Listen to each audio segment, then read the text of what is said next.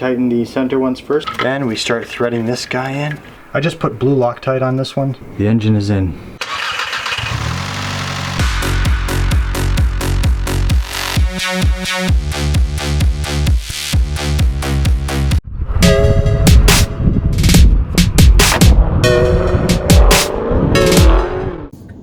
Hey guys, before we get started, I just want to go over what to expect in this video. Obviously, this video isn't something to be taken as like a step-by-step tutorial. Obviously, there's a lot involved when building an engine. But first, we'll start with why. So, I rebuilt this engine because I screwed up. I was doing a third gear data log, so I had to rev it from 2500 RPM to redline, and I misshifted third. I was pulling third into fourth, and I misshifted into second. So over-revved the engine. The valve springs weren't quick enough to close the valves, and the pistons kissed them. So we had bent valves. I had a balance shaft that seized. Luckily, no other crazy damage other than that, which is still pretty bad damage. The crankshaft had a small scuff mark on it, but I was able to polish it off without any machine work. I bought new bearings, new main bearings, new connecting rod bearings. I bought H-beam connecting rods just because I wanted to upgrade them, just in case I put a big turbo in it in the future. The stock pistons were okay, and I ran out of money on my budget, so we kept those. They just had a tiny mark in cylinder 2 and 3, but like barely noticeable. Valves were bent, so I replaced all the valves. So in this video, you can expect first the removal of the valve guides, because the valves were bent, and pulling them out, they kind of scored the guides a bit. So we hammered out the valve guides, put in new valve guides, new valves, installed them with valve springs, reassembled the head. We then went to the bottom end and we put the crankshaft back in with new bearings, new rods, retimed the whole engine, so that's in there as well. What isn't in this video are just like fasteners that are installed here and there. You'll see me install 1 or 2 fasteners here and there, but like I'm not going to go through every single inch of this thing, because the video would be like 7 hours long. And realistically, if you're doing this work, you know, you'll see what fasteners go where. Just label everything if you're going to rebuild your engine. Buy like a thing of Ziploc bags and a Sharpie, and anytime you take bolts off, group them and label them, because if the job takes you like a month or two because you're doing it after work and on the weekends like what we did, it'll be very important to remember where screws go, because you're going to forget and you'll end up with a pile of bolts afterwards in a car that kind of, you know. So all in all, it's all good. So all of this work was done in 2019, so it's been a year now, and the car drives well. Compression's good. It's over 190 PSI on all cylinders, which is positive. No issues. It was a successful rebuild. I wouldn't recommend misshifting and blowing your engine. It's not the most fun you can have in a car, but you know, hopefully this is a learning experience and you get to see a lot of this engine. If you have one of these cars, they are stubborn engines to work with. There's a lot of hard to reach things, but like once the engine's out of the car, it's not too bad. Okay, so this is one of the roller rockers and hydraulic lifters, or lash adjusters, whatever you want to call it. And what happened was the cam overspun, like it spun too quickly, and this roller rocker kind of jumped, and then when the cam came back around, it jammed it into the head there. In any case, it held the valve open and the piston slightly kissed it. So valves are bent in the center, but the outer rockers stayed put. So the first thing we're going to do in rebuilding the head is remove the old valve guides and valve stems. I'm going to replace all of them, because when I pulled out the old bent valves, I noticed that they were scoring the valve guides, and I don't really like that. So we're just going to go ahead and pull out all the old valve guides, and you're going to see that now. What we have here is an old intake valve and a 3/8 drive socket. That's an 8mm, which lines up perfectly with a valve guide that we're sacrificing here. And this goes into the existing valve guide, and then this butts up perfectly to the valve guide because they're the same valve guides, and then that allows us to hammer the other one out. Now we can't go fully through because the new valve guide that's on that stem is going to get pressed in, and then the whole thing will get stuck. So once we go down a little bit with this it'll create a nice space for a 7mm socket, which is slightly narrower than a valve guide, which means we can then hammer this through to pop out the guide.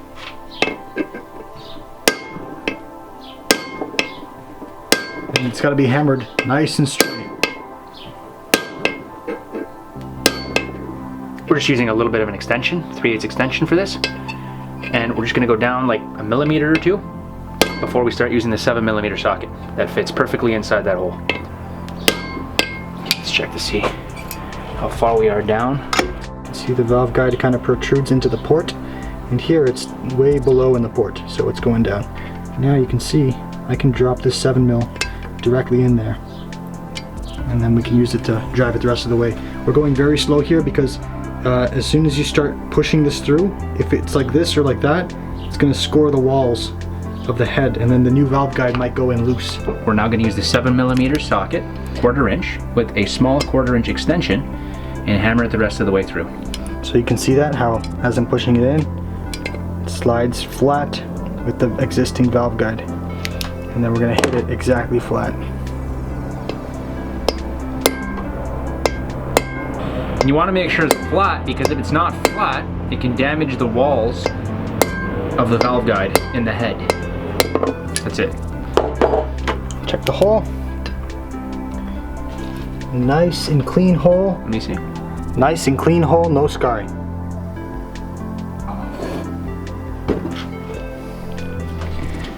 So that's the old valve guide with the valve guide seal, the valve stem seal. I'm going to replace all these valve stem seals too, so we'll have a whole new seal setup. This wasn't burning oil, so these seals were fine, but they're like $2 each, so when we're in here we may as well replace them. We got the head, and we're good to put the valve guides in now, the ones that I took out at least, and they look like this. Let's pull one out. Gonna have to clean this whole area up when it comes time to lap the valves, but this is a valve guide, and as you can see, it's got a chamfer over here. So we're not going to put the valve guide in from the stem seal port part. We're not going to do this and go in from this way, because this taper will actually kind of help self-center as we hammer it in to the bore for the valve guides. So let's flip over the head and I'll show you how I'm doing that. This is what I'm talking about, this little thing here. Literally just drop that in, and then it kind of starts, and then give it nice light taps. People recommend using an air hammer because it kind of vibrates it in. I'm going to use a hammer with very light taps and slowly ease it in. You got to be careful here, because if you damage that valve guide, the stem seal won't seat properly, and you may have an oil leak. It'll seep out onto the back of the valves. So I have these punches, and this punch goes all the way around the valve guide, covers the whole thing, and I'm going to very lightly tap it in. And then for the depth, we have some calipers here, and I have some valve guides that I never touched over here, and I'm basically measuring from the top of the valve guide, the depth, up to the profile here for the cam, right? Because the cam sits here, the lobe is here, there's a lobe here, and then the cam sits here. So this whole area has to be perfectly level anyways, otherwise the cam will be kind of warped or whatever. So we know that the height of all these with respect to where the actual valves are will be close to the same, so that the depth here, which is around 43 millimeters or so, I'm going to make sure of that, that should be the same for all of these valve guides here. So we'll be tapping that in, checking, tapping it, checking, and keep going. We don't want to overshoot and then have to hammer it back out, because that may weaken the grip that it has on the actual bore of the valve guide, and we don't want to drop a valve guide. That's not good. The surface over here that the cylinder head is contacting is rubber. Make sure there's no like pins or something, like especially like old valve guides. Goes out of the way so that you don't hammer something and embed it into the surface of the head. I got my punch right here. I'm gonna rotate the head, just tapping them in. Let's take a look. Very slow. I'm going in very slow, like a couple thou at a time pretty much. Okay, Okay, so let's reset this depth and make sure we're good. So I'm going to take a valve guide that I haven't removed yet and use that to set my measurement. Tighten that up. And then I'm just basically using the calipers as a feeler gauge. So these have to come in a little more. All four are pretty much at the same height, they just all have to come up a bit. Okay, let's do some more hammering. Next step, now that all the valve guides are in at the same depth, is going to be to ream these guides out. So these guides are, I'm measuring them at like 5.94 millimeters in diameter where the valve stem is, and the valve stem itself is actually 6 millimeters. So we're going to take a 6 millimeter reamer and we're just going to shave these valve guides open so that the valves sit in the guides well. Now, by the repair manual, the allowed play of the valve inside the valve guide, so if I pop this in here, for example, the allowed amount of like rocking back and forth is 0.8 millimeters. So just keep that in mind. So this is the reamer, it's 6 millimeter, and it only has to shave off a tiny bit. I'm not going to hook it into a drill because I don't have a fixture here to keep things straight.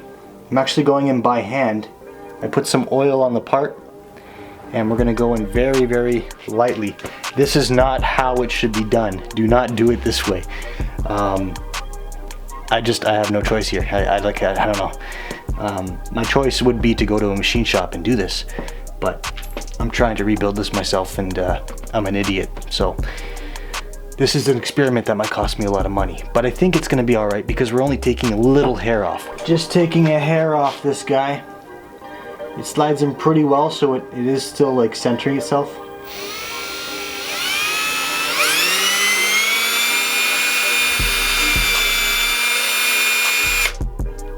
Okay. Okay, let's clean this out.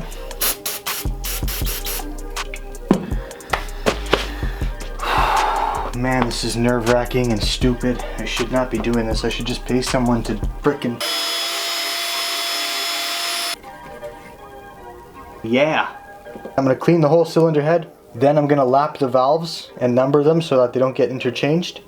Then we'll install the valves with the valve springs and the little valve stem retainer clip. Then we'll bolt the head to the block, and then we can install the rest of the valve train, like the hydraulic lifters and the roller rockers, and then the camshafts, cam girdle, and all that fun stuff. Then we'll time the engine, then we'll put the engine in the car, and then I'll blow it up again. It is now time to lap these valves. So we have some new valves here. And what we're going to do is, I have some of this Permatex valve grinding compound with grease, and I heard this is good stuff. I have 2 suction cups, and what I'm going to do is press the suction cup on, obviously. We're going to put a bit of grease on the valve seat area and make sure none of it gets down to the guide. We're going to oil the valve guides just to make sure that they're lubricated as we do a lot of spinning here. And we're going to lap all the valves until the sound changes based on some YouTube videos I've been watching. And we're going to figure that one out. And yeah, and then once the valves are lapped, we can move ahead to the next step. So now I'm going to attempt to film one of these lappings. I found a little bit of brake clean to take all the oil out of the suction cup. Helps it stick because it keeps coming off of the valve. Now I'm going to oil the valve guide. Definitely want to oil the valve guide. Make sure that the actual valve seat is clean and there's nothing on it. Probably use a microfiber or something better than a paper towel. Now let's put a little bit of this compound here. Right there, that guy. And we're going to put that just around the seat area of the valve. That's what I'm doing. I'm just putting it around the seat. Wipe that finger off. Let's oil the valve stem a little bit as well. That way we don't damage the valve guide, valve stem area. And then, right, the valve went in, and we start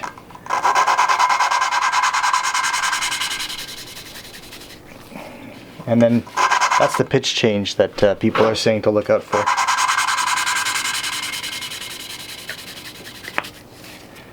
And of course the suction cup will keep coming out, and then once in a while we just do a 90-degree turn.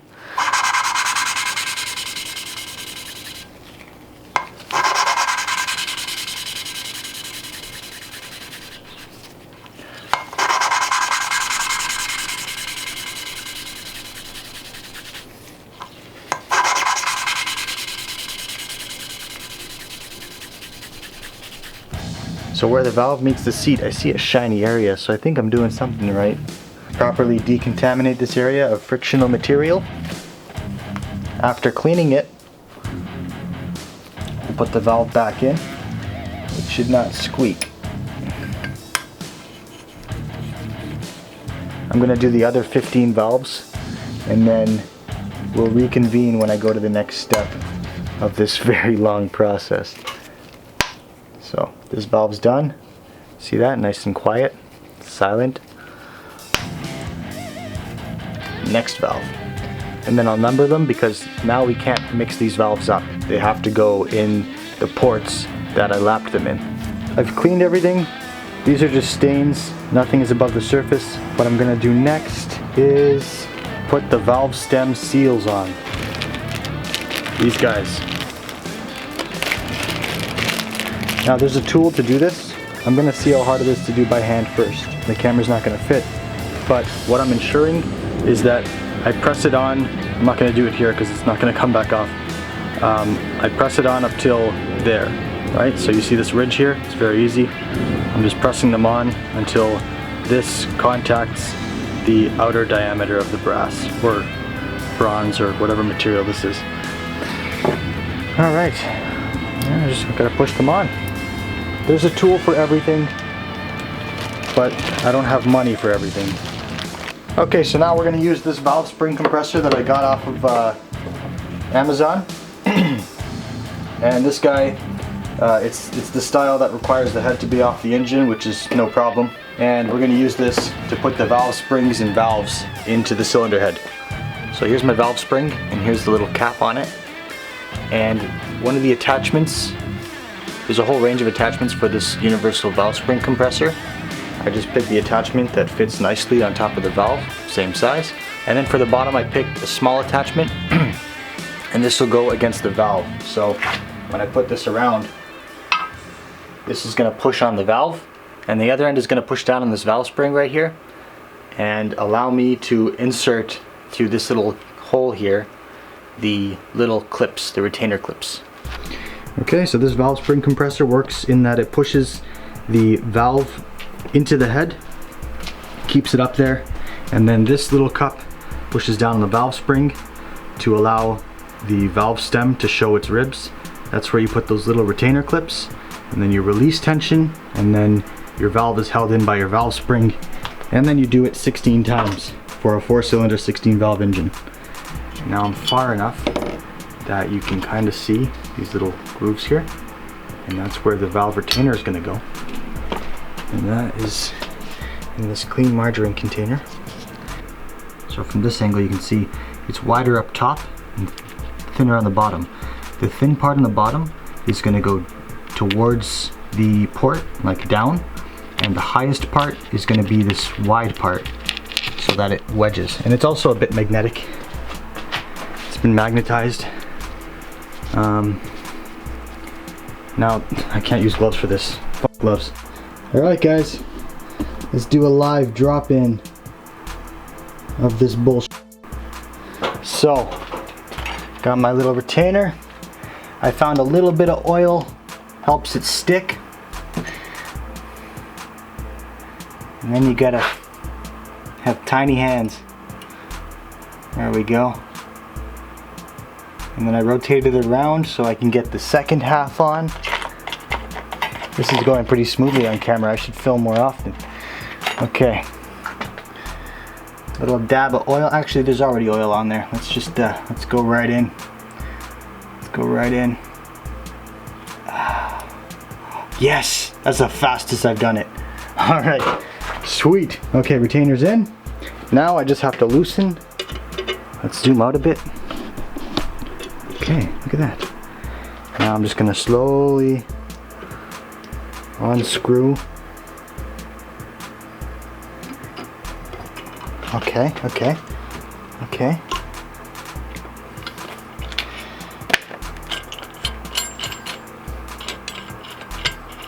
There we go. That is another valve in. Isn't that cool? That's freaking cool, man. We're doing it. I'm actually doing it. Okay. I'm gonna do the rest now. Newbie's happy.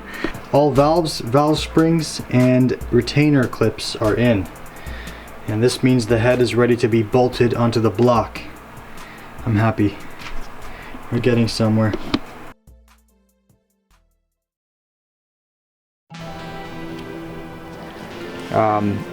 Our engine, our cylinders had like barely any leak down, like 2% leak down. The engine had no problem with compression, so we're gonna keep the stock rings just because I ran out of money on the budget here, and these rings are fine realistically. The main thing is, while you're in here, you'll be tempted to change the rings, and you probably should, but then you'll probably need to redo the crosshatch pattern, like hone the cylinder walls so that you can seat the new rings. Luckily, the cylinders aren't even that glazed on this engine. My engine, you can still see like the crosshatch pattern in the cylinder walls, which is why I decided to keep the stock rings. Just make sure not to switch up your pistons, because this piston on cylinder 1, these rings are seated for those cylinder walls. You don't want to mix those pistons up. But in short, it's a good idea to change your rings and deglaze your cylinder walls if you've got your engine completely apart. It's just that I ran out of money and I don't have time to do that stuff. But it's gonna be okay. Don't worry. Don't worry, okay? Alright, so we're gonna show you guys a complete disassembly of a stock rod and piston. Okay, so there's a retainer clip that holds the wrist pin in place. And what we're gonna do is go ahead and try not to lose an eye. That's our goal. If you don't lose an eye doing this, then you're doing it right. Don't lose that. Don't lose that. Okay, there we go. There's the clip. It's a very strong spring clip, and once you do this, it's a good idea to replace them. You know, anytime you go into an engine, the manual is going to tell you to replace everything. So just basically like accept how far you want to go with keeping stock stuff, basically. Okay, so out comes the wrist pin and the piston. So now we're going to clean up the piston a bit, just wipe it down a bit, and then we'll be putting in one of our rods here. This is a 21mm tapered wrist pin for stock pistons, which is good. Okay, so now that Julian's got the piston all cleaned up, he's going to put some oil in there, and we're going to install the integrated engineering forged rod. Make sure everything's nice and lubed up, and following the instructions on Integrated Engineering's website, they recommend that the tangs on the crank side of the connecting rod face the exhaust of the engine. Exhaust manifold. The exhaust manifold. So in that case, these are the relief cuts in the piston for the intake valves. So if the intake valves are here, the exhaust is going to be here, and the tang should be on the exhaust side like this. So let's put this guy back in. Yeah. There we go. And now we put the rod in. Let's make sure tangs are in the right location. Very carefully. Everything's oiled up and it fits together pretty damn well. And let's just make sure this is oiled. Gonna put some oil in that hole there. I don't want to have some metal on metal crazy contact here. I want nice oiled surfaces.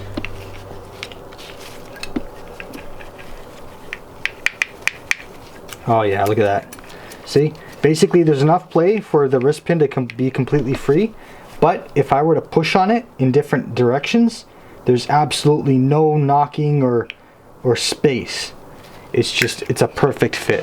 And I didn't have to do any machining here. Like, Integrated Engineering basically gave me these, they didn't give me them, I paid for them. But they shipped me these rods as is, drop-in rods, and they fit perfectly on the stock wrist pin. Like, if I ever build more Volkswagen Audi engines, because this is my first one, I will definitely go with Integrated Engineering. Are there even other companies that offer rods for these platforms? I don't even know. There are. There are? Yeah. Okay. Volkswagen. Okay, ready? So we found out a way to put these clips on, because these clips are a biatch to put in. So it was online, and online they were showing, like, on a YouTube video, that there's a little kind of radius here when they were cutting this wrist pin hole, and they were putting the clip in there. But on these Volkswagen pistons, there's a gap in here. So as soon as you push past here, make sure not to damage your oiling ring here, the third ring, the clip will slip out and fall into this groove. So to prevent that, I'm gonna get Eric to hold a pick like this. Okay. And then I'm gonna press the ring down like that. So he's just gonna hold that there while holding the camera. That's good right there, buddy. Careful with the rings. And if I'm doing this right. Yeah, buddy! Oh, I took my glove. Okay, we gotta take that piece of glove out of there now. That sucks. Okay, so take the thing back out. That's why I don't wear gloves, Julian. That's bullshit. I'd rather take my skin. Alright, ready?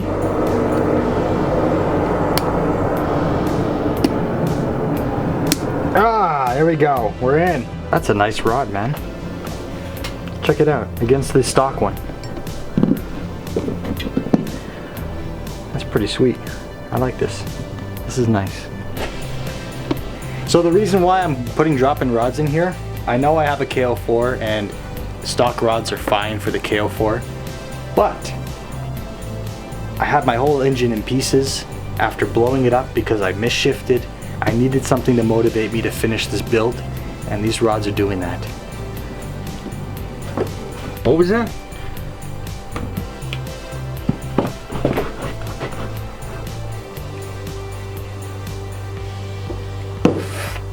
This is fun. This is my kind of Friday night, you know? This is what I almost lost a finger there. Alright, so we got the block all up on the engine stand. Julian's doing his thing. We are going to be replacing the bearings, the main bearings, the rod bearings. We've got everything laid out here. And again, stock pistons with IE connecting rods. You got the piston ring compressor tool, a bunch of brake cleaner and different fluids, lubricants, Mahle connecting rod bearings, and assembly lube by Permatex, Ultra Slick. Julian is now going to be cleaning up the block, cleaning everything. We want everything to be as clean as possible.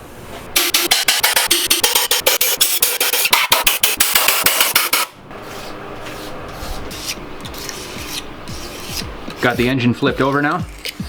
We're just cleaning the top side. Cylinder walls look good.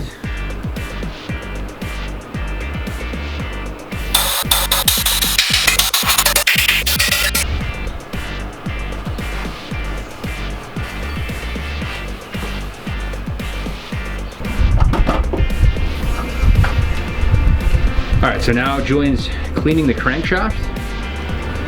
We got to make sure everything is super clean.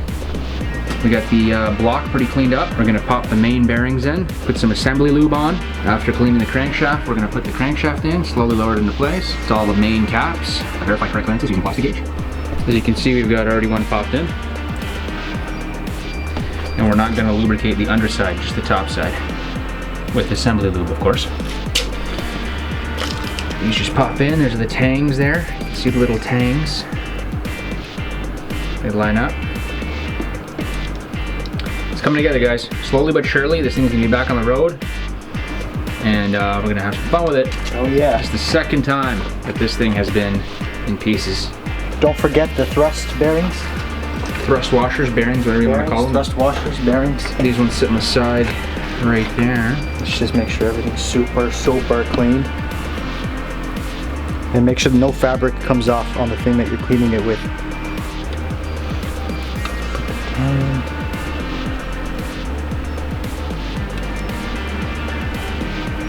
Go. Oh, buddy. Rain's coming down. So the thrust washer goes in. It has a little lip here, so that'll hang off of the actual block casting.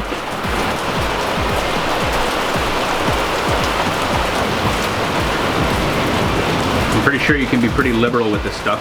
Yeah. Yeah, it looks pretty sticky. Doesn't look like it's gonna seep out or anything. And we're gonna put some on the crank journals as well, for good measure. The engine didn't have excessive damage, so we decided to keep going with this build, and on a budget, of course, and just keep going with it, right? So sometimes you don't have to give up. Just keep your head up and keep moving forward. Lubing the whole thing up with Permatex assembly lube here. I'm just gonna lube up the main area first, because we're not gonna put the rods in yet. Yeah. So just the main bearing surfaces are gonna be lubed up. Alright, Julian's gonna slowly lower it in.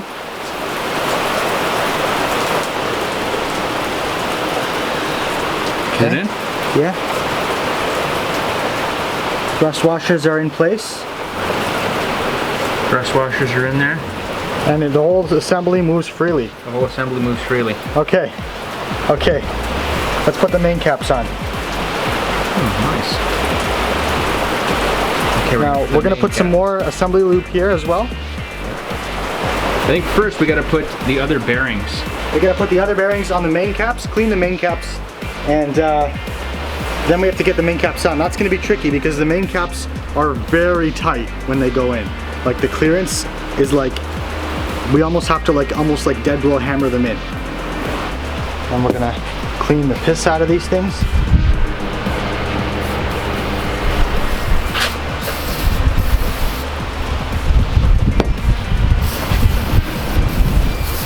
I really hope this thing runs.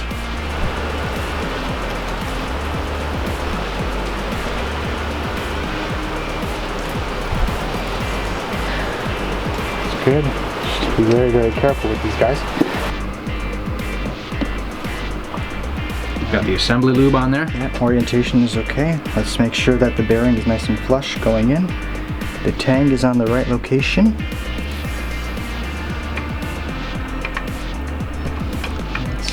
The tangs are supposed to be on the same side. Oh, look, it goes in like butter now.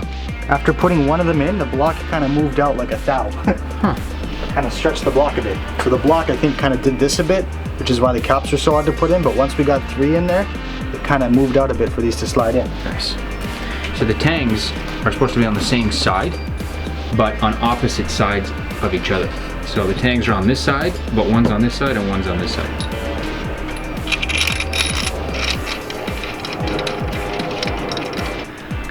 Once again, tangs on the same side. And you can also tell by the numbering.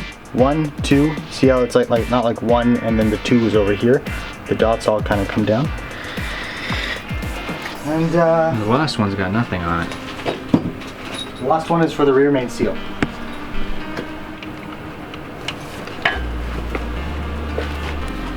So it's a pretty snug fit for that cap to even fit all the way down there and bottom Yeah, out. so what we're gonna do here, we'll show you it actually. You can see the 2 areas here. So I'm just gonna get these main cap bolts close, and then we'll give them like quarter turn at a time. Little piece of fabric there. We're doing what we gotta do with the tools we have That's it. for the money that we're willing to spend. That's it. With the money that we're willing to spend. The money I have to spend. I don't have much money to spend on this thing. There we go. Bottomed out, snugged up. Now we gotta get the torque specs, and I'm pretty sure the torque sequence. So let's go and, oh yeah, still rotates nice and smooth. We're gonna snug everything up, and then we have a Sharpie. We're gonna torque each bolt and mark it after we torque it so we know not to forget any. Now these are snug, and each time we snug up a main cap, just make sure that the crank still moves completely freely, like that. This is my engine assembly torque wrench, and the reason why it is my engine assembly torque wrench is because I bought it not too long ago and I haven't used it, so its first use is going to be putting my engine back together. So if the engine fails, this is going in the garbage. Okay, so on the manual, the torque specs for the main cap bolts is 1 through 10, and the bolts are numbered 1, 2, 3, 4, 5, 6, 7, 8, 9, 10. So we'll go from inside to out. Those are hand tight right now, and so are the side fasteners, which are holding the side of the main cap, kind of like holding the engine together this way. Those are all hand tight. We're going to torque these to 65 Newton meters, and then we're going to go an additional 90-degree turn, and then we're going to tighten the outside bolts to 20 Newton meters and go 90 degrees on those ones. And we're done for the main caps. Then we'll put the rods in. I'll stop until it clicks. There. There you go. Okay.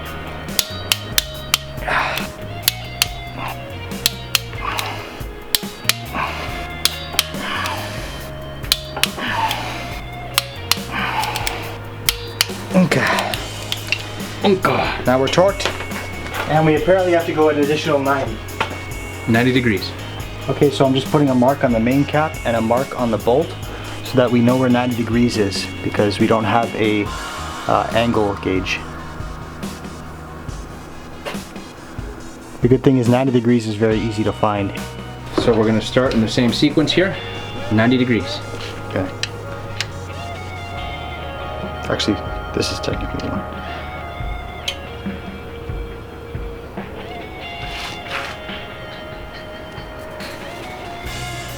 Looks like 90 degrees. You hit me with the microphone again, I want to make you eat the camera. I can't eat this.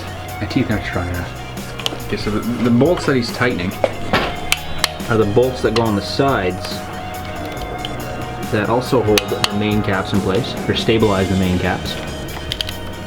And there's no specific order to tighten these, but the shop manual requests that you tighten them to 20 Newton meters. Okay, so now he's got to go an additional 90 degrees on those side bolts. Ah! What happened? It's good. What happened? We just can't take the mains out anymore. Why? Because this bolt was in the way and it kind of slipped out of the threads. Screw the threads. You fucking idiot. So we'll start with the middle ones. To the best of my measurement, the old bearings are the exact same. Doing multiple measurements. I know calipers like to flex, so it's not ideal. And they can also scratch the surface of your bearing, so I'm being very careful.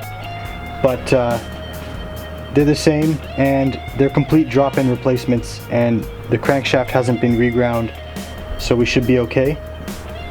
And use plastic gauge just to make sure everything's okay, because things could be out of round. Okay, so he's putting the pistons in. Now he's lubricating the cylinder walls with some engine oil, clean engine oil. And let's put this piston in. Now we're going to oil the skirt. So, oiling the skirt and the ring area, oil the cylinder walls, oil everything that touches other things. And let's go drop this guy in. We got our ring compressor. Really crappy ring compressor that likes to slice you open. Pretty much a kitchen utensil at this point. So, what I'm going to do now is I'm going to rotate the crank so that, can you lift the rod out a little bit? He's going to lift the rod out so I don't contact or damage anything. So I'm rotating the crank. Get the rod journal high up as it can go. Compress the rings now with the ring compressor. We are not professional engine builders. Here.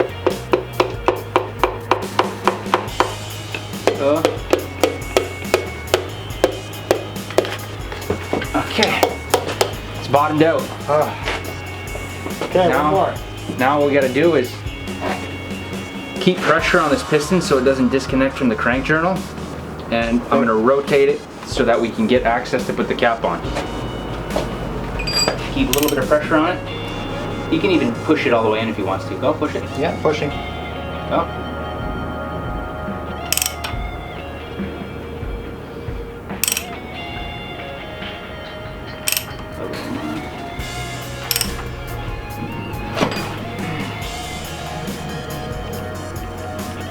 Assembly lube on the bearing. It only goes on one way. The tangs are supposed to be on the same side between the rod and the cap. We're supposed to put some lube. Yeah, so we're not going to torque these down yet. We're just going to snug the bolts so that the dowel pins on the cap mate into the rod, so that when we go to do the final torquing, we can take these bolts back out without the whole thing coming apart. And then we'll put some of the ARP lubricant on the bolts and then torque them to spec.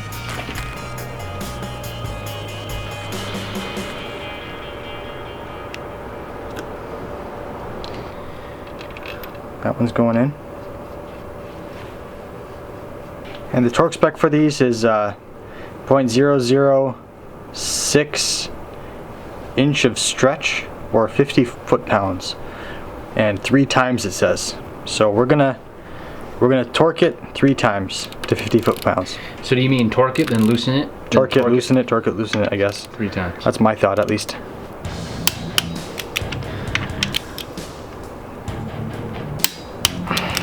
Okay, now let's rotate it.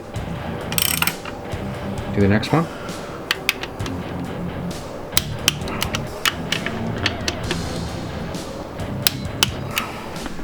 Okay, the block is clean now and we're ready to put the head on. I have my brand new head gasket. Both mating surfaces are good.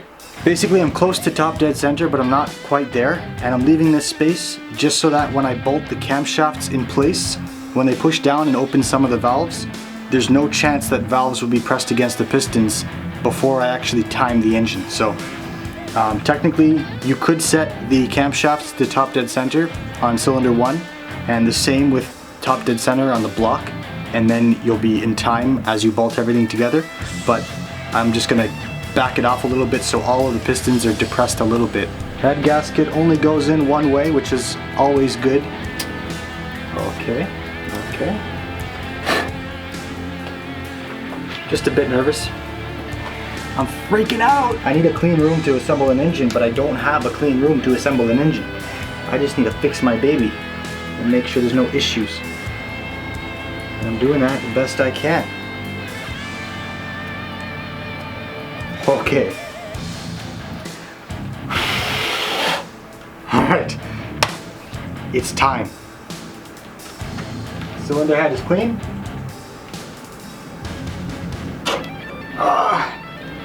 As you can see, cylinder head is clean.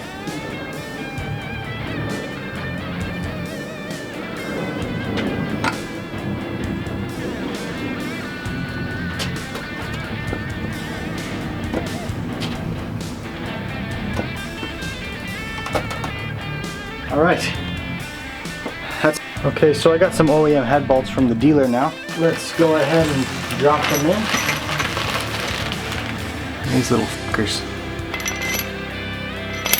Number 10 poly drive. So I'm just gonna hand snug them so that the head doesn't just fall off the block while I walk away from it. And once I do that, we can move forward with the torque sequence. And then we can put the rest of the Valvetrain in. And then we can time the engine. Okay, so what you're looking at here is the bottom of the block with the rods and crank installed. I had no audio in this clip, so I'm just going to dictate it here. That's the upper oil pan, and we're going to put that on next. This is basically kind of like a slosh plate to prevent the oil from being aerated by the moving crankshaft, I'm guessing.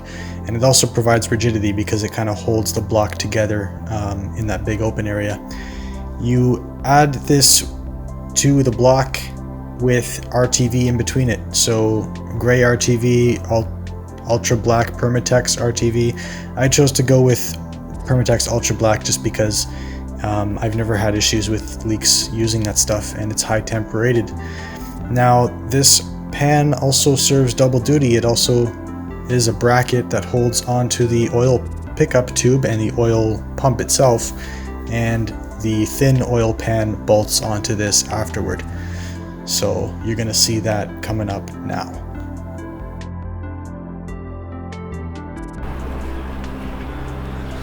Okay, here's the oil pump. This is where the pickup tube goes. So now I'm going to install the oil pump, and it's just 3 fasteners. Get this guy on there. This car's coming together, man. This is working out. Oh, I left the fastener here. Okay, so I put the oil pump chain on, and it's got to go on first because you can't fish it around once the oil pump's in. At least I can't. Maybe if you take this off. Anyways, putting the chain on, and I put the chain on with the same rotation as I took it off. You can see the wear marks on the teeth, and you can just match them up. Hang on. That's fine, that's fine. Yeah, this will not go on until I take this off. Oh. Right, we have to take this donut off, and then we can get the chain on. And then we'll put the donut back on. That's easy.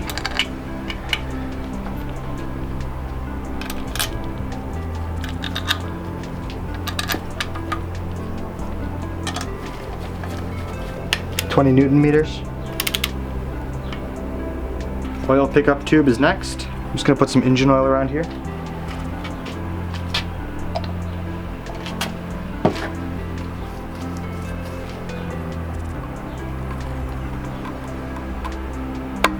There we go. Rotate that.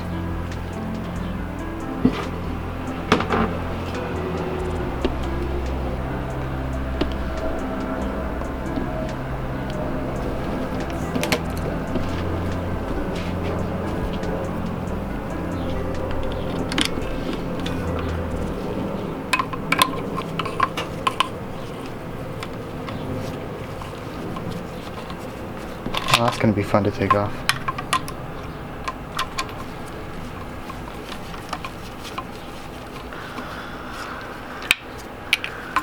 Oh, never mind, I'm just an idiot.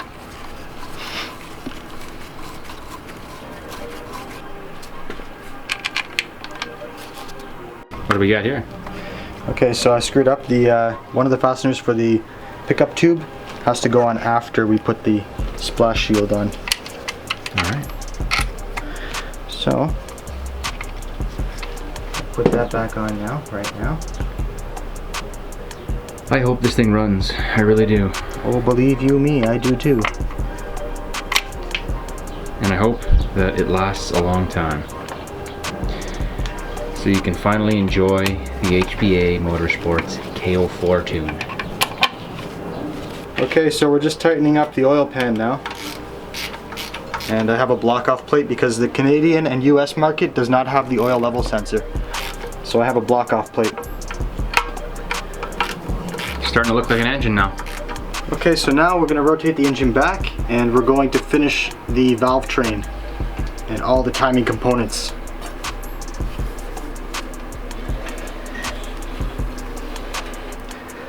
There we go.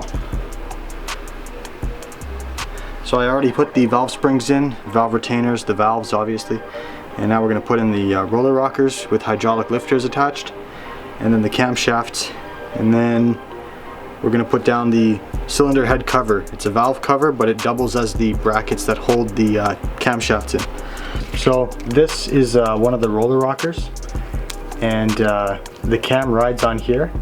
Valve here, valve spring where it pushes, and this little point right here is a hydraulic lash adjuster. Now they clip together with a black clip, and that kind of keeps everything lined up and stuff. It's a really weak clip, and on the intake side my clips were all pretty much detached, like these were in 2 pieces. I haven't been able to source these clips, but I find just giving it a little bend upward makes it just completely like solve the issue, and then you can actually, you have to do a lot of work to snap this back on, but then once it's clipped on, it doesn't come back off like that, see? And now if I pull on that, it doesn't come loose, so that's perfect. So we're gonna reuse these little clips. Gonna just put some oil in the hole, put some oil on the actual lash adjuster, get a little bit of assembly lube to go on top of where the rocker will hit the valve. Drop that in, make sure it's on there, and then it's seated. It's seated on top of the valve. And the cam will hold all these guys in place, hopefully. And then do that 16 times. Most of the valve train is now in. The little roller bearings and hydraulic lifters, lash adjusters, whatever you want to call them. Now I'm going to put in the camshafts, so I'm going to put assembly lube everywhere that the camshaft contacts, even on the bearings. There's also lubrication where the little rocker arm touches the top of the valve stem, and then we'll be good to put the valve cover on. That'll clamp everything down.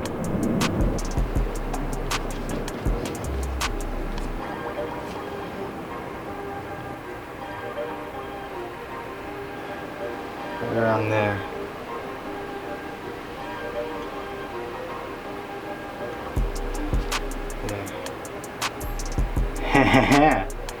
Hells yeah. Okay. Whew. Now we gotta put the valve cover on, so we gotta put some of that anaerobic sealant. Drop the valve cover on, tighten it down evenly, and then we're good. So I have some anaerobic gasket maker from Permatex. I'm gonna use that for the valve cover. The cams are at 10 and 2. And when you're kind of rotating the cam, they kind of just drop into this position, which is kind of nice. And that way we can just evenly clamp it all down, and we should be good to go. I'm gonna put a little more lubrication on this journal, but on the valve cover side. And there's assembly lube on the bottom side. You can see some of it there. So don't worry, there's assembly lube. And we'll put some more on the actual cam lobes before we drop the valve cover down. Okay, so I've cleaned the valve cover as best I can. Now I'm going to use some of this stuff right here. Anaerobic gasket maker. And it's a very thin line, will be going around here. So I have my pattern here on alldatadiy.com. I'm going to make that pattern 2 to 3 millimeters thick. Okay, so this Permatex stuff is kind of hard to work with when you have the nozzle cut small. So, you know, the intake thing that's from before. There's the gasket on there. You're not supposed to put any right there because there's a plug. I'm reusing that plug there.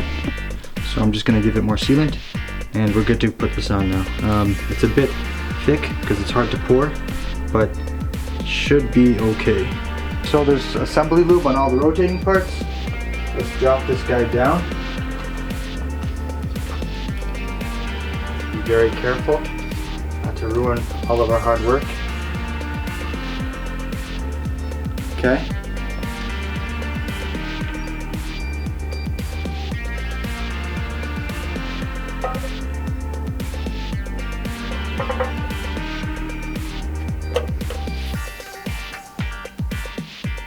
Okay. Start dropping some screws in.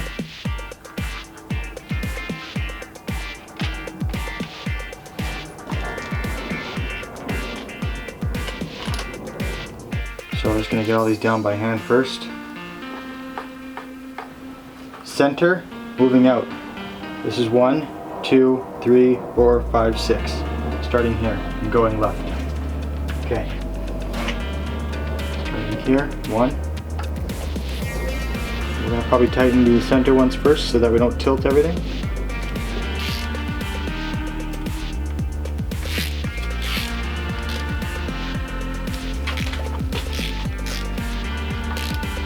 Eight Newton meters, which is basically nothing, and then a 90-degree turn. All these Sharpie dots I can follow, and they'll all be facing this way. All the Sharpie dots will be facing this way when I'm done, That's how I know it's 90 degrees. I'm making Sharpie lines like this. So when they're all like this, I know everything is tightened. These fasteners make me nervous. 90 degrees. Just don't want to snap any of these guys. And there's a lot of them, there's 20 of them. A lot of opportunity. I should stop talking. That would be very bad.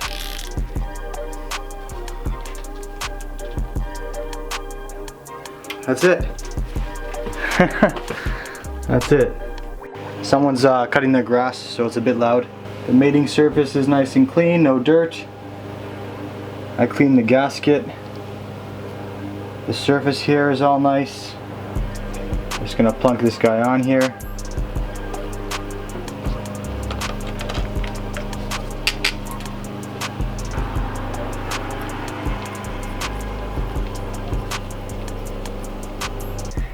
Alright, so I have the intake balance shaft all assembly lubed up, and I'm just going to slide it in very carefully. Just going to go in, and then when I get to the other end, I'm just going to take my finger and just guide it the last little bit inward.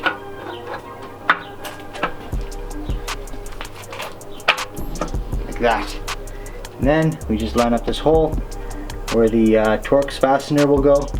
And if we spin the balance shaft, it spins. Having a light on your forehead is freaking awesome. You see how the circle there kind of gets machined off? At the top. Yeah, that top area, this has to hang off of it. At least that's what I did last time. And to do that, you basically need to swear for about 15 minutes. Now you don't want to drop that in there. And then,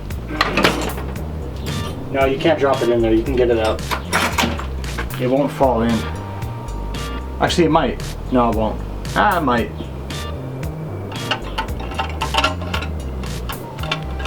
So I'm gonna hold it up like that and then use something else to push it this time. I'm gonna try to be smart. Just gonna make sure these are clean. Use my shirt. And I'm just gonna try and lift it. I need to rotate it.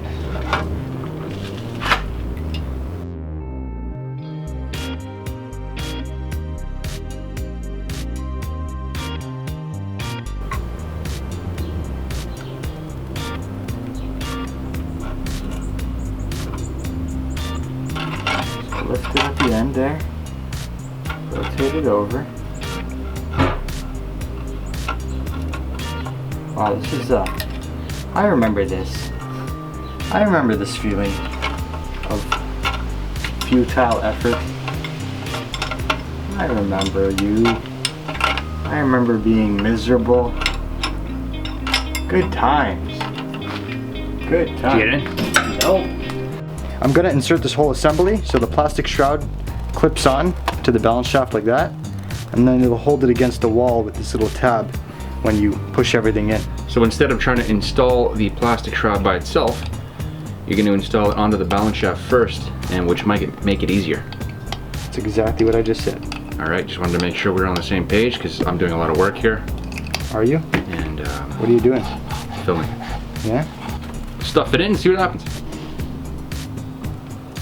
Right, and now I'm gonna line the tab so that's pointing up, and this thing here, this flange has to mate up with the hole that you're gonna screw in. So it goes like that, and then the tab is here. Let's just go straight in.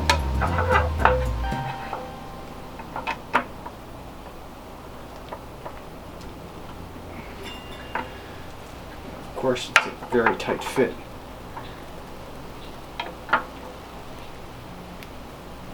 Into that aluminum bearing.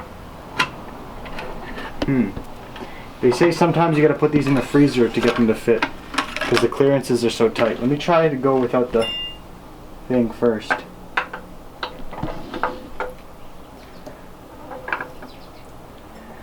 Yeah. Might have to put this in the freezer for a couple hours. Problem is you can't see once you've done this. Okay, we're gonna put this in the freezer for a couple hours. Try to shrink it. In the meantime, we'll just do the intake balance shaft sprocket. Okay, so the shaft is lubricated. There's a pin here that has to line up on the bottom so that this oiling passage over here meets up with the oiling hole in the block. So make sure to get that in right. And then we put the gear, the intermediate shaft gear on. And when you put that on, it has to go in like this so that the two paint marks, there's actually two dots on that too, they have to go around the balance shaft gear dot tooth. So if you can see it there, there's two paint marks. There's also two dots there, and they need to go around the dot on the balance shaft gear. Then we start threading this guy in. The torque spec is 10 Newton meters, and then you rotate it around a bit, and then you go 30 Newton meters, and then you do a 90-degree turn. I've replaced this bolt, it's a brand new bolt because the old one was bent. And yeah, the dot on the balance shaft goes between the two dots or two yellow lines on the gear on this idler sprocket. And then this yellow line here, which also has a dot, that's what you use to time the balance shaft chain.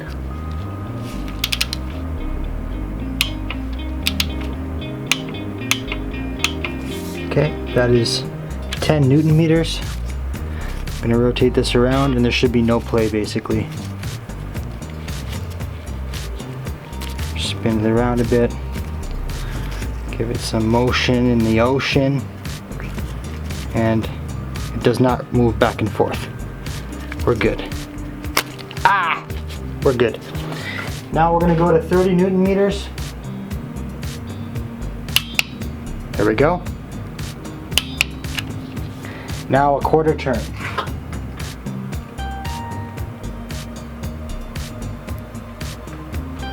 Okay, so what's next? Well, we have the crankshaft here. You can see top dead center is actually this flat part. There's a flat part here. And that same flat part is here on the crankshaft sprocket. And this is what holds all the chains on this side of the engine. So we're gonna line that up. And I also put a mark on this side where that flat spot is, just so I can find top dead center. But you can see the rod in there. When that rod is straight up, you're at top dead center on cylinder 1. So, gonna put this guy on there carefully, and then this is where, yeah, like that. Like just like that. And then I'm gonna put the oil chain on. No, I'm not. Wait, yes I am. No, I'm not. Then I'm gonna put the crank bolt with the spacer donut on there temporarily, so I can put all the other chains on. And then keep in mind that it's really difficult. Actually, no, you can, yeah, never mind. Yeah, oil pump chain can go on with the donut there. That's cool. I didn't know that. Nice. Huh. That's neat. Okay. Good to know. You learn something new every day. Uh-oh, can't get it off now. There we go. Okay, now balance shaft chain has to go on. Now be careful when rotating the crank right now because it's not connected to the camshafts, so you can actually hit the valves. But the camshafts are actually at or close to top dead center, because you can see there's a little mark there, and there's a mark right there. Mark there, mark there. So it's 10 and 2 pretty much, or like 11 and 1.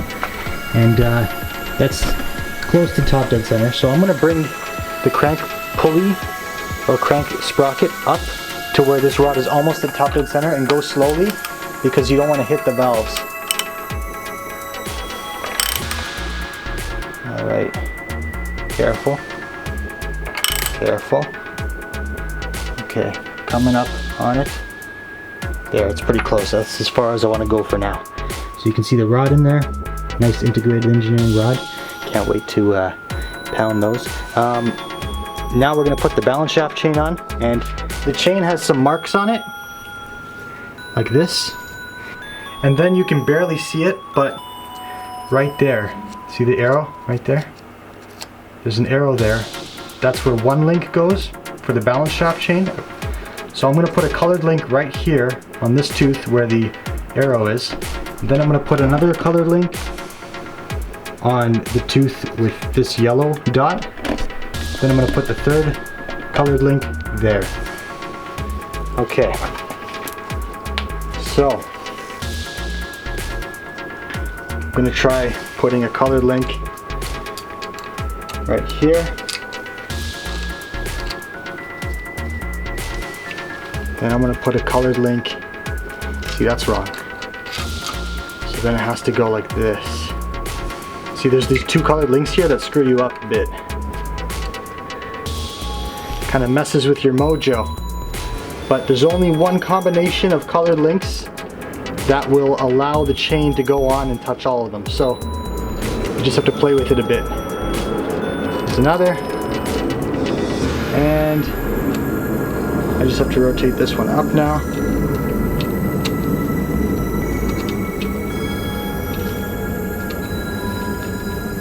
Right there. Like that. And then we can put the guides in and make sure it's still in time. So I have a colored link down here. I have one up here. And I have one right here. And then these colored links basically will tell you that you're timed on the balance shaft chain. So let's put the guides in very loose, and then we'll screw in the tensioner when we know everything's good here.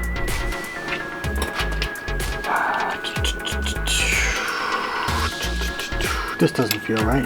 Is that right? I think that's right. Feels like it goes up too high though. Oh, maybe it doesn't. Oh no, that's good. That's correct. Correct.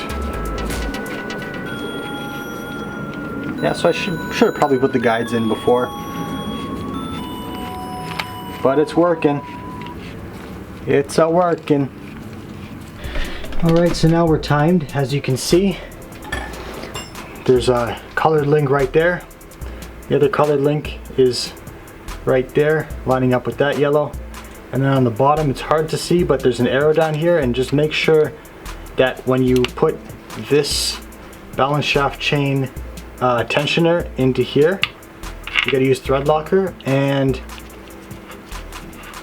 when it starts applying tension, make sure that this doesn't like lose slack and go onto a different tooth.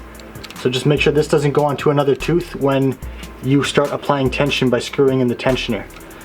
So like I just hold it right there on the link, all the slack is here, so once it's tightened up, all three links will be timed up with their colored marks, and then we're ready to go to the timing chain. Also, I haven't fully tightened the guides yet, so I'm gonna tighten the guides right now when I make sure everything's in time. Just gonna put this all here.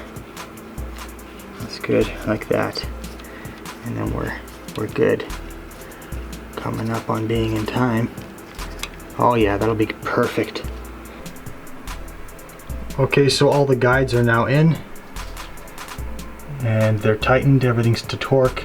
20 Newton meters for these guys, the guide pins, and then this guy put on with thread locker. I just put blue Loctite on this one so that it can remove it if I need to. Okay, so I have a link over here matching to the notch, but this one doesn't match and there's no slack here. The chain's just sitting there loosely right now. I want to get the top kind of matched up before I push guides in there. There's a lobe right here on the cam that's allowing you to basically access the head bolts if you want to take the head off without taking off the valve cover, which holds the cams in place on this engine. But you can put a wrench on that, and when you put a wrench on that, you can turn the cams and push them into place to get them to line up. So I'm going to do that right now, and I'm alone right now, so it's kind of difficult to hold the camera and do that, so I'm just going to do that. I'm just going to put a wrench on there and try to turn it. Okay, I'm going to put the guides in first to give me some tension, because the minute I move this camshaft to get the chain link to line up, the valve springs pop the cam back and it pops out of time.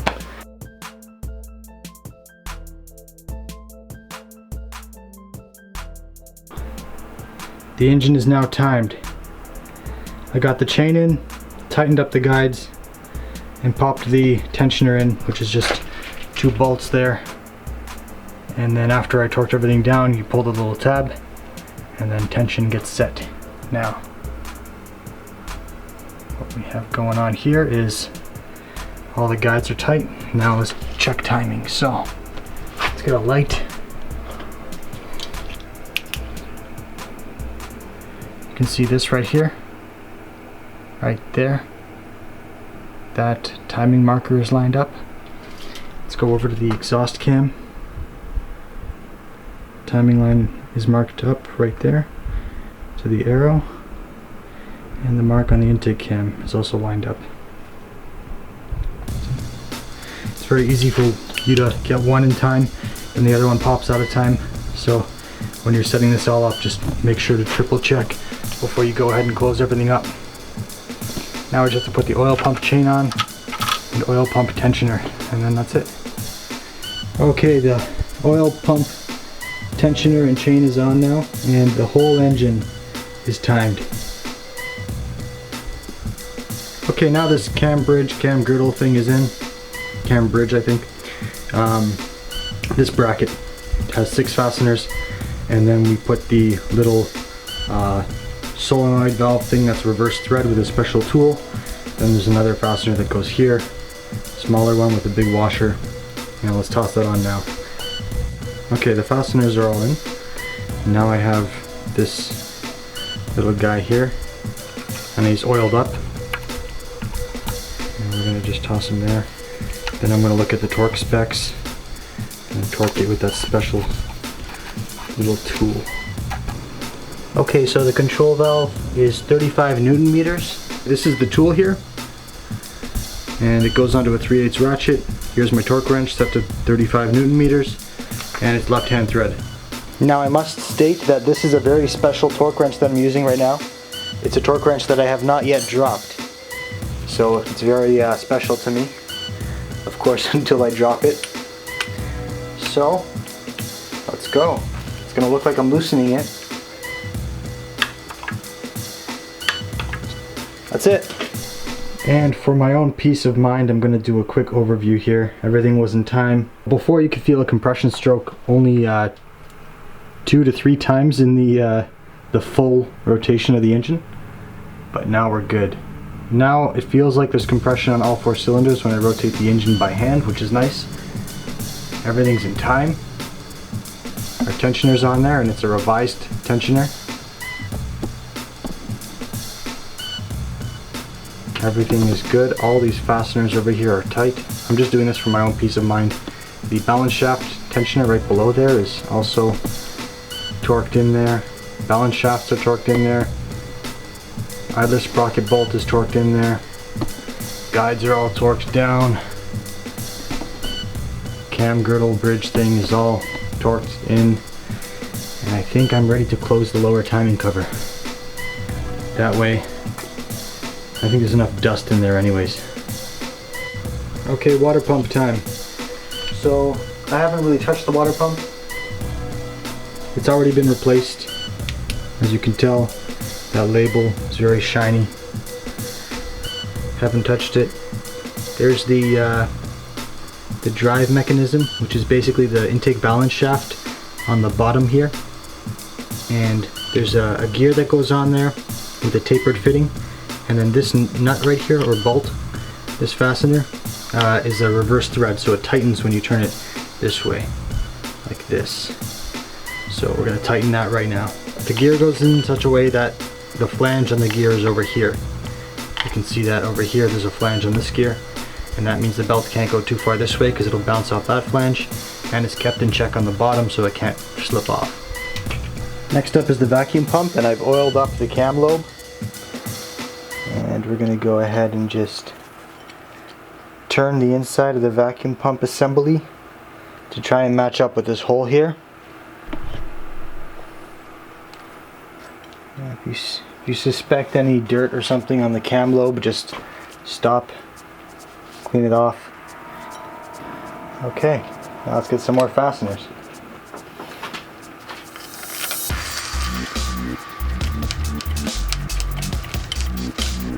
Okay, so next up is this cam follower, and you can see there's a little nub there.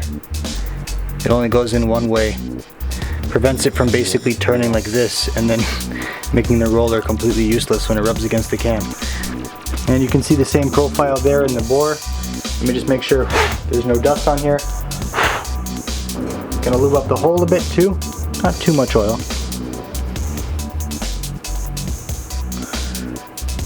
Pop that guy in there. Pretty snug fit. There we go.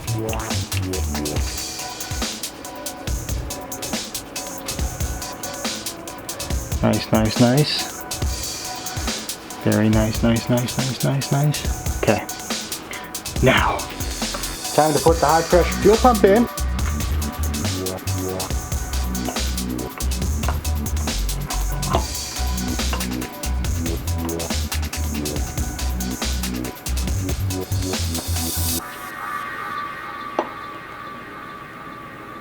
Oh, shindig. We're going to rotate the engine over so that the cam follower can go deeper. That's better. Okay. Let's put some fasteners in there.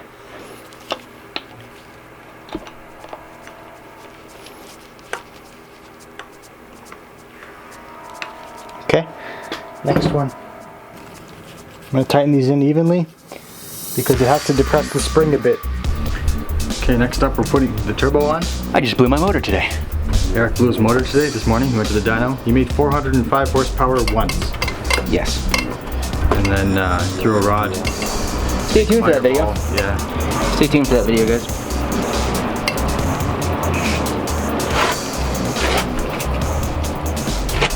What am I hitting? K04 is going on. And then we put the rear main seal on, the timing covers here, the clutch, and then we'll put the engine in the car. Okay, so the lower timing cover's on, the upper timing cover's on, turbo is now installed, dipstick's on, the little tensioner here is installed. Now we're going to take it off the engine stand to do the rear main seal and put the clutch on, and then it's ready to go inside the Jetta once more. Okay, there's the engine in all its glory with the K04 Turbo on it. And it is time to take this off the stand, put the clutch and flywheel on and rear main seal, and then pop it in. Okay, this is my replacement rear main seal. And there's the crankshaft, cleaned out this area. I'm going to spray it with some brake clean. And we're going to pop this on. We're going to basically follow this groove in here with Permatex Ultra Black Maximum Oil Resistant RTV Sealant. And we're going to just pop it on, put the bolts in, then we're going to put that big steel flange that goes between the transmission and the block, and then we're going to put the flywheel on, clutch, pressure plate, and then bolt it into the cavity. Okay, so I have my gasket now. It looks better in person, but all squeezed out. And this is what I did last time, and I had no leaks, so we should be okay. I'm just gonna push this on. It says not to oil it, so I'm not going to oil it. Okay, the rear main seal is now on.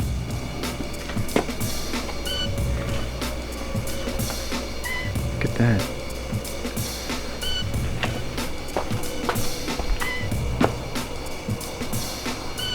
Okay, so the flywheel's in. Next up we're going to put in the clutch and pressure plate, and I have the alignment tool there on the floor as well. Okay. Clutch is on. Woo! Alignment tool's in. We can pull that out now because the plate is being sandwiched. And now it's time. This is a South Bend Stage 2 daily clutch. It's been good to me. Now we're gonna wipe down the bell housing, put a little light touch of grease, just a little tiny amount of grease on those splines. That's the throwout bearing from the Stage 2 clutch kit. My other one failed, the stock one failed, so it's a good thing to get to. Alright, let's try and get the engine just sitting in there. So next time you see, the engine will just be kind of sitting in there on its own weight, and then I can finish the rest of the assembly. Engine is in. Not really, it's just still hanging there.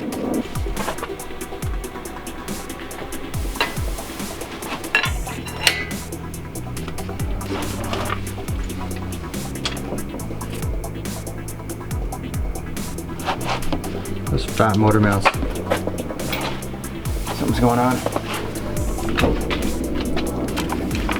Coming up a bit, okay? Go up a bit.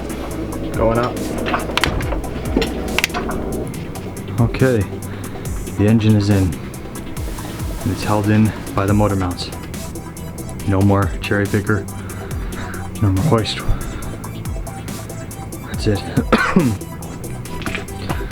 Now I just have to connect everything. Okay, so I have the intake manifold here, ready to go back in. All new injector seals. And one new injector because I dropped one. Now,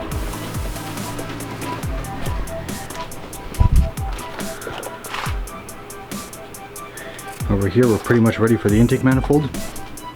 Once I take these off, you can see I kind of went overkill here. I'm going to put those air splitters that go here.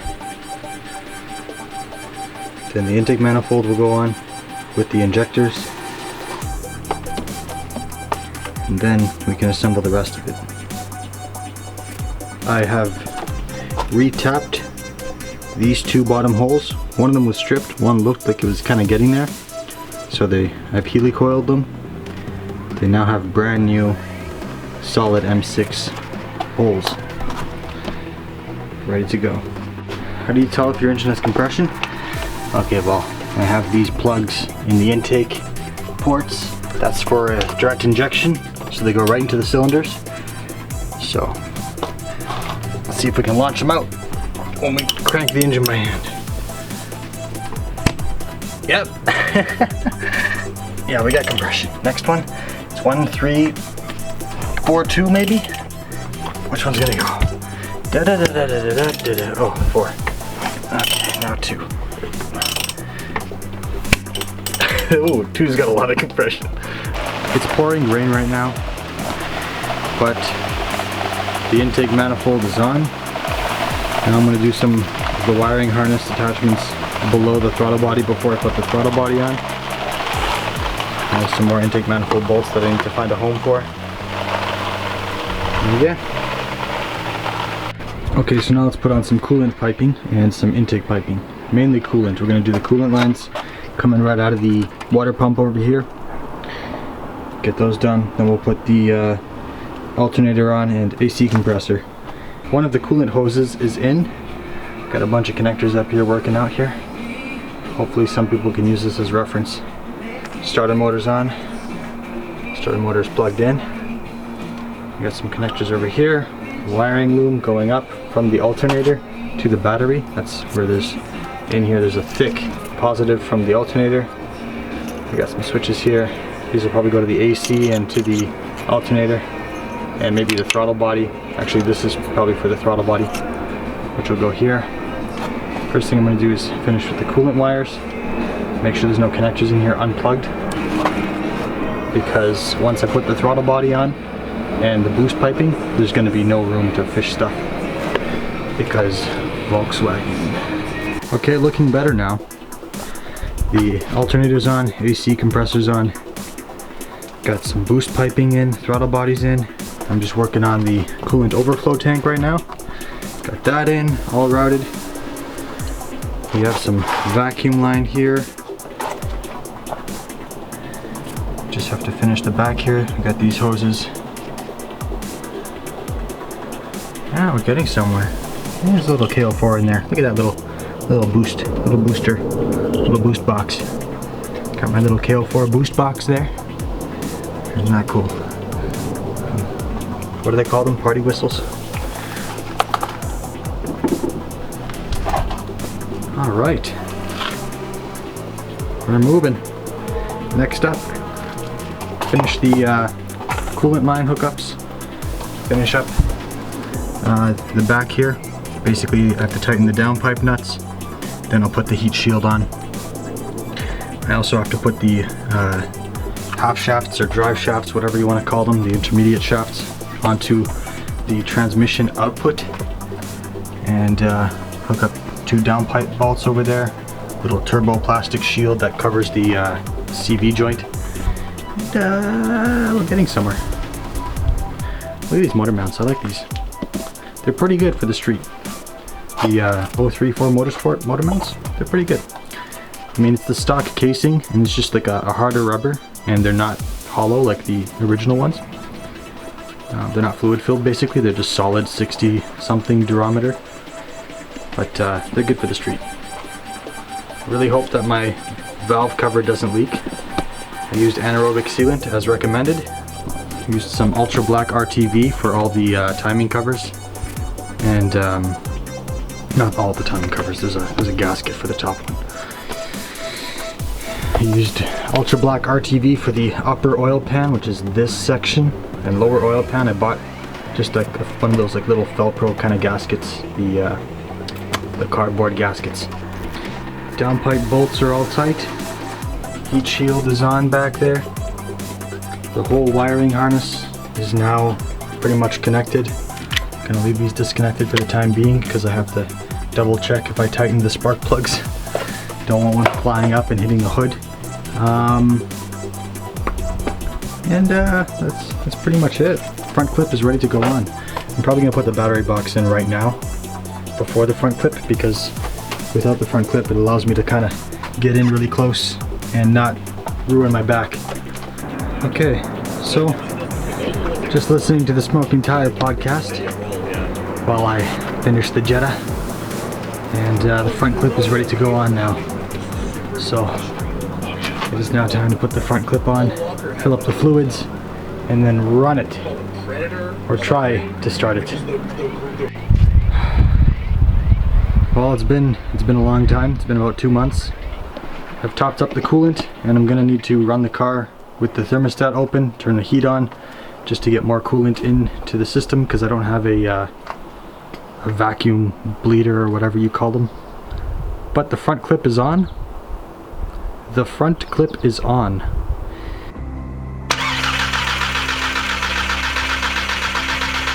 Okay. Okay. Sounds pretty legitimate. We got rods in there, upgraded rods. Okay, let's plug the coil packs back in. Plug the coil packs back in. Realistically, it's probably a good idea to just actually unplug the injectors as well as the coil packs. But that connector right there was really difficult to disconnect, so we said screw it. And it looks like there's oil all over the valleys here, which means oil pump is squirting oil. Okay, perfect. So we got oil everywhere. Okay, we're gonna see if it runs now.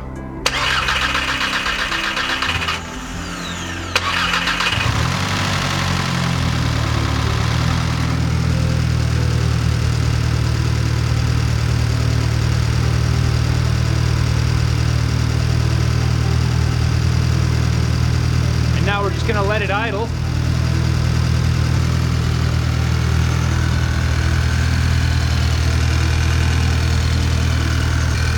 A little bit of smoke there on the exhaust from the WD-40.